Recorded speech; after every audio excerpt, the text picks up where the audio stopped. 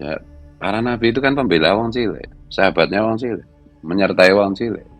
Ciri nabi itu kan mencintai dan dicintai oleh mayoritas. Mayoritasnya yang mencintai dan dicintai itu wong cilik, bukan pembesar.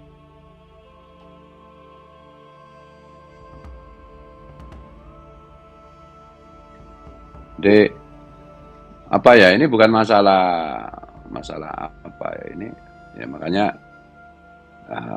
karena ini sebenarnya yang ditampilkan, perilaku konyol yang ditampilkan Gus Miftah itu kan sebenarnya mencerminkan bagaimana arogansi yang itu dialami atau yang disandang oleh tokoh-tokoh agama. Nah itu yang di samping Gus Miftah yang ngakak-ngakak itu kan katanya kiai itu. Kiai kok kelakuannya kayak begitu. Kiai kok nggak ada rasa empati sama sekali sama orang kecil. Heran saya. Sementara orang biasa aja pada nangis lihat video itu. Ini kiainya ngakak, kabibnya ngakak, ya bangsat semua memang itu. Iya. Tapi Gus Miftah kan sudah minta maaf loh. Iya minta maaf dong. Digeruduk netizen sampai berhari-hari, sampai hari ini pun masih viral. Ya dah. Coba kalau nggak digeruduk apa minta maaf? Sama Yati Basek nggak minta maaf? Yang 2 tahun lalu itu. Sama pembawa santri yang membawakan kopi itu, yang dibilang secara tidak langsung dibilang najis mula itu nggak minta maaf. Ya mudah-mudahan saya vlog kayak gini itu menjadi sebab Allah memberi hidayah kepada Gus Miftah. Ya Gus Miftah itu kan kirim gambale. Yo kirim gambale ya kelakuannya kayak begitu. Aku itu benci banget pada orang yang menindas bawahannya. Pada orang yang tidak punya welas asih kepada bawahannya, kepada yang lebih muda. Kata Rasulullah itu, bukanlah golongan kita orang yang tidak mau mengagungkan yang lebih tua dan tidak mau menyayangi yang lebih muda.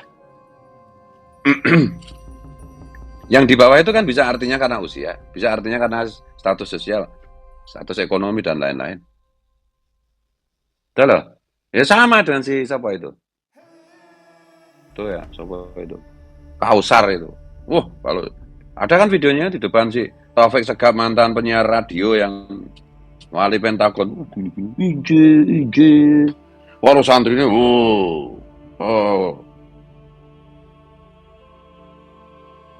karo wong cilik, gagah. Kayak gitu kan perilaku telek mencret bagiku.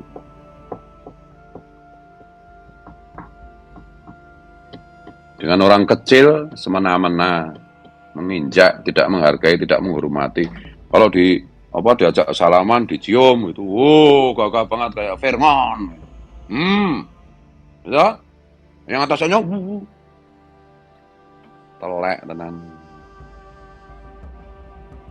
Dan ini peringatan yang kesekian kalinya. Pokoknya kalau bela Habib yang menipu umat Rasulullah dengan nasab palsunya itu, ya pasti sama Allah itu akan dibukakan aibnya, dipermalukan oleh Allah, atau diazab oleh Allah, mati mendadak, ya dah, sakit mendadak, ya karena menipu umatnya Rasulullah, merugikan umatnya Rasulullah, dan bugot kepada bangsa dan negara kita, bugot kepada Pancasila. Ya hukuman bugot itu kan mengkhianati, subversi itu mengkhianati negara itu kan. Kalau hukum klasik kan memang dihukum mati kan. Ya mati bisa macam-macam, mati karakternya, mati karirnya, mati badannya.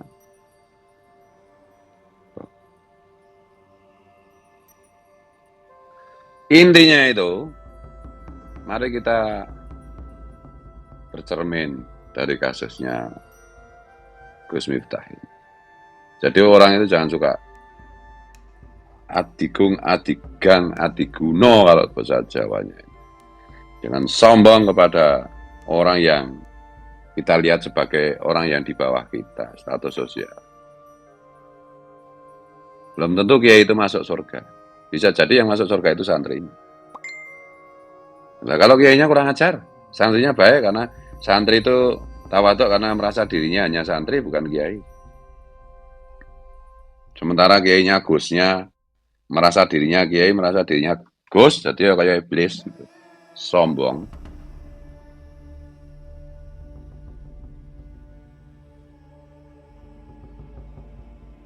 Iya. Atau kalau kayak si KB kayak si Rizik siapa mengorbankan rakyat kecil, ya tak?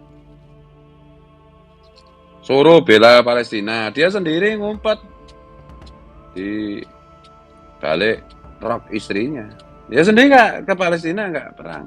Kokean cocot provokasi supaya melawan pemerintah berontak pada mana. Dia sendiri sembunyi. Nah, sampai kemarin itu yang di KM 50 itu santrinya mati konyol. Rijeknya siap apa? Nggak luka sedikit pun.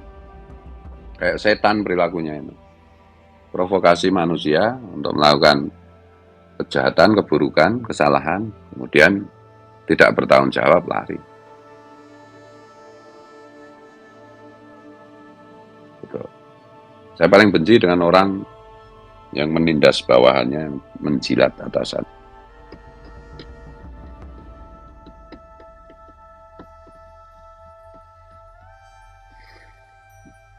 Menghina-hina.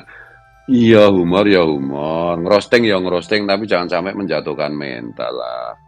Nah, yang nonton aja pada nangis itu. Saking kebangetannya gitu loh. Yo kasar, saya itu kan yo kasar banget tuh. Ya saya akui saya itu sering ngomong kasar. Bukannya menumbuhkan rasa percaya diri kepada orang-orang yang masih di bawah, malah apa itu mengeluarkan kalimat yang membuat orang semakin minder, semakin merasa tidak berharga. Kan kurang ajar, kan bangsat banget itu. Anjir anak remaja sekarang kayak gitu. Dan kalau teman-teman yang ikuti saya kan, saya pernah ditanya minggu kemarin tuh, gimana komentar saya tentang Gus Miftah dijadikan staf susnya Presiden Prabowo. Saya jawabannya kan gampang aja, wah itu kuburan untuk Gus Miftah. Nah ini yang saya maksud. Kalau kemarin itu Gus Miftah itu dengan brutal menghina orang, menjatuhkan mental orang, itu mungkin publik anggap lucu-lucu aja kan. Sentimennya itu nggak ada yang nggak ada yang memicu, meskipun orang mungkin sakit hati ya. Saya nonton humornya dengan Bu Yati Pesek itu ya saya sakit hati dan keterlaluan, tapi nggak ada istilahnya nggak ada pemanteknya yang apa itu menjadi sebab semua orang kemudian menyatakan ketidaksetujuan. Nah ketika Gus Miftah itu posisinya sekarang ya jadi staf sus presiden, ya pasti banyak pemicunya dan akhirnya ya seperti sekarang ini. Saya sudah peringatkan juga tentang Gus Miftah itu. Saya bikin tentang Gus Miftah itu mungkin 3 kali atau 4 kali dengan yang ini. Bahwa jangan membela nasab palsu Habib. Jangan dekat-dekat dengan Habib, karena Habib itu sekarang terbukti nasabnya itu palsu. Mereka ngaku keturunan Nabi Muhammad SAW, tapi haplogrupnya itu kan tidak J1 tapi G, Gatel. Mereka keturunan Yahudi dari Kaukasia, sukunya Askenazi. Mereka dan seterusnya kan udah saya ulang-ulang. Dan sifat-sifat mereka itu merendahkan ras lain. Gitu. Karena itu memang disupport oleh pemerintah kolonial Belanda untuk sombong.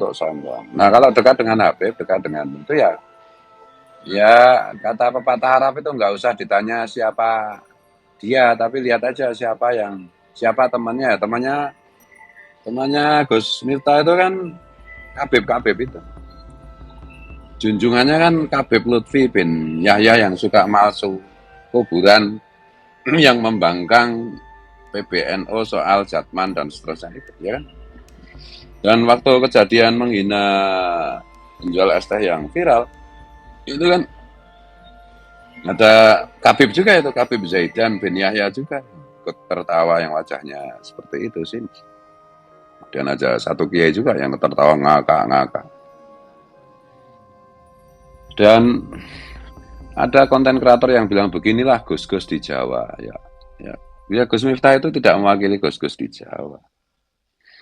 Kok jenenge. Bahkan saya sendiri kalau teman-teman mengikuti ngetrace omongan-omongan saya, cerita saya tentang biografi diri saya sendiri. Ya sejak dulu itu sebenarnya saya itu ya merasa terpaksa aja jadi kiai, tapi ya karena perintah Abu Yatim Banten saya jadi kiai. Karena yang seperti ini, yang pertunjukan seperti ini, itu terlalu sering saya lihat. Jujur aja saya itu sebagai orang NU, sebagai keluarga yang turun-temurun punya pesantren, kiai-kiai itu ya sering kecewa dan sering marah melihat fenomena oknum-oknum yang terlalu banyak. Jadi kayak yang di samping Gus Miftah itu yang ngakak-ngakak ketawa itu. Jadi saya membayangkan bahwa kiai, ulama, Gus itu warasatul anbiya. Kan al-ulama warasatul anbiya. Jadi ya sedikit banyak sebagai warisnya para nabi, ya kepribadiannya, profilnya itu ya paling sedikit itu punya kasih sayang yang melimpah ruah kepada yang lemah. Karena Nabi itu bilang, aku ini sahabatnya fakir miskin. Bukan sahabatnya orang kaya, bukan sahabatnya orang besar. Tuh. Kalau ada teman-teman mengatakan, loh Gus Fuad juga sering kasar. Loh ya saya kasar itu pasti orang jahat. Atau pasti orang besar. Pasti orang yang berkedudukan. Tidak pernah saya main kasar atau humor melecehkan, menjatuhkan mental fuqara wal masakin. Ya pernah.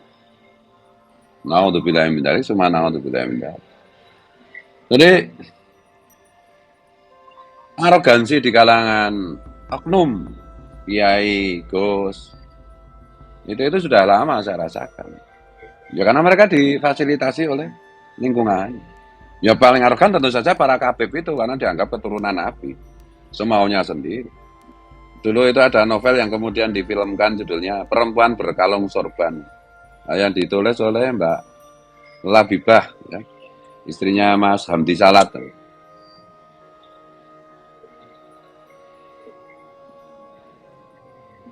Yang menceritakan kebejatan dan kekurangan ajaran serta arogansi para gus dan tokoh agama secara umum. Kemudian ya akhir-akhir ini juga ada novel judulnya yang difilmkan itu ya, saya sekilas melihat di Netflix itu. Judulnya itu Tuhan izinkan aku berdosa. Ya mengungkap juga kemunafikan orang-orang yang sok agamis, yang bajunya itu menampilkan kesolehan, kewalian, kenabian, tapi kelakuannya bangsat, bejat.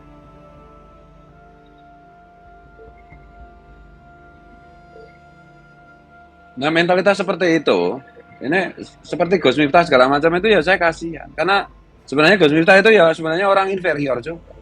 Inlander, quote and quote, dan inferior. Coba kalau dengan Khabib, dia nyembah-nyembah. Dengan Lutfi bin Yahya coba lihat. Dengan kiai yang lebih merasa dia kalah kondang atau kalah hebat, dia menjilat. Tapi coba dengan masyarakat bawah, dengan umat yang di bawah seperti menjual es teh, orang yang sedang menyuguhkan kopi, santri yang menyuguhkan kopi aja di roasting kayak begitu, dianggap najis sekolah. Buyati pesek aja kayak begitu, dibegitukan. Tuh. Menjilat atasan dan menindas bawahan, itu persis tuh kelakuan para Khabib kan begitu tuh, menjilat kolonial Belanda, menindas pribumi, menyesatkan pribumi. Nah ini adalah agamawan-agamawan yang dalam tanda petik itu ya sebenarnya merusak agama itu sendiri. Ya tidak hanya di Jawa, di mana-mana ada tuan guru, ada ajengan yang song-songnya itu, songongnya itu, iya kan? Iya, dengan rakyat kecil salaman, nggak menghargai sesama manusia. Jujur aja ya, saya itu nggak pernah takut dengan orang yang dipandang orang lain atau saya pandang di atas saya dari segi apapun.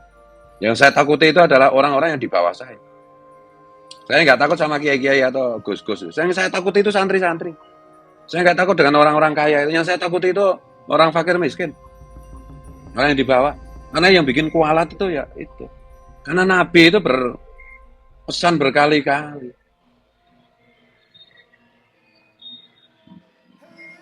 Saya nggak minder dengan orang yang apa itu famous atau terkenal atau populer atau viral, enggak. Saya minder dengan orang-orang biasa yang nggak dikenal orang. Itu loh. Makanya saya kan nggak pernah ngerosting rakyat kecil, rakyat jelata lah istilahnya atau apapun lah. Wong cilik nggak pernah. Karena saya minder, saya merasa jauh lebih buruk dari mereka. Saya roasting kan mesti orang yang di atas saya lah. Atau orang memandang itu orang terkenal, orang anu kiai apa siapa, Gus Najih apa siapa. Ya kan?